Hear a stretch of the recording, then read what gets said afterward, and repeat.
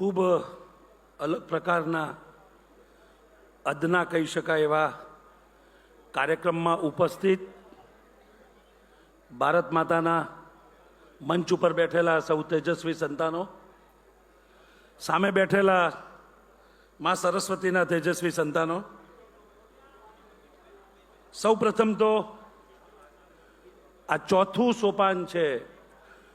ખૂબ સારી રીતે એક સારા મેનેજમેન્ટ સાથે આ કાર્યક્રમનું નિર્માણ કરવા માટે વ્યવસ્થામાં જે કોઈ પદાધિકારી મિત્રો છે અથવા નથી દેખાતા અને પડદા પાછળથી પણ ખૂબ પરિશ્રમ કર્યો છે, તમામને ધન્યવાદ આપું છું.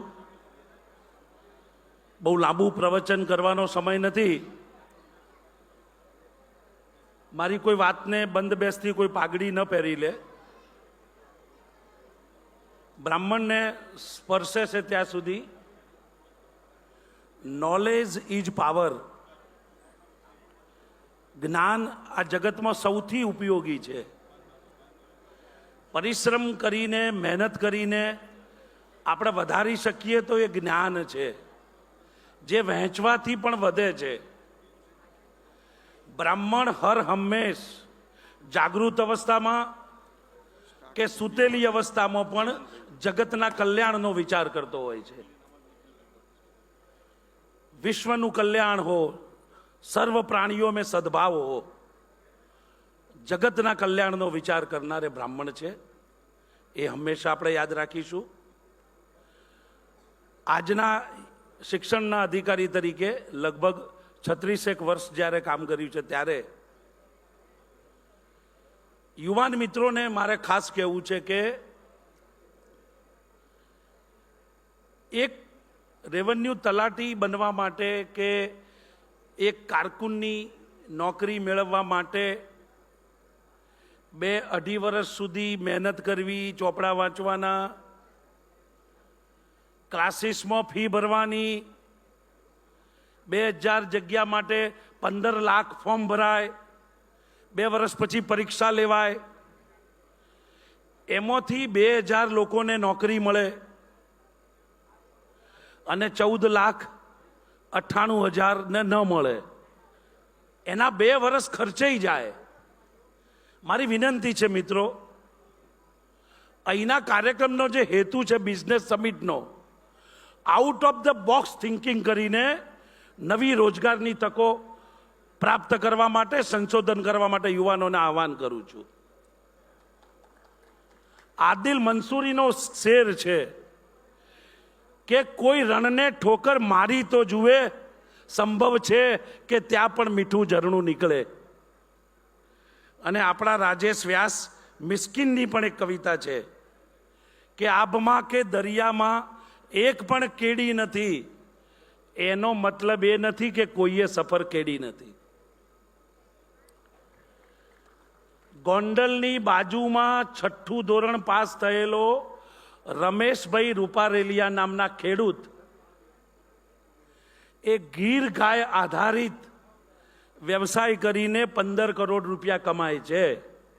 IIMમાં લેક્ચર આપવા આવે છે અને 15 કે 20 MBA થયેલા લેપટોપ વાળા છોકરાઓને રાખે છે 25 દેશોમાં ઘીની નિકાસ કરવા માટે.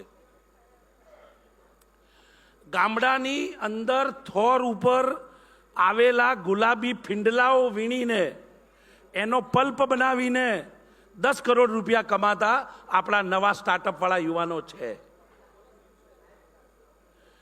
મિત્રો, દુઃખની વાત એ છે કે આપણા બ્રાહ્મણ સમાજની અંદર 50 જણને રોજગારી આપી શકે એવા યુવાનનું સગપણ નહીં થાય, પણ ફિક્સ પગારવાળા રેવન્યુ તલાટીનું સગપણ થઈ જશે.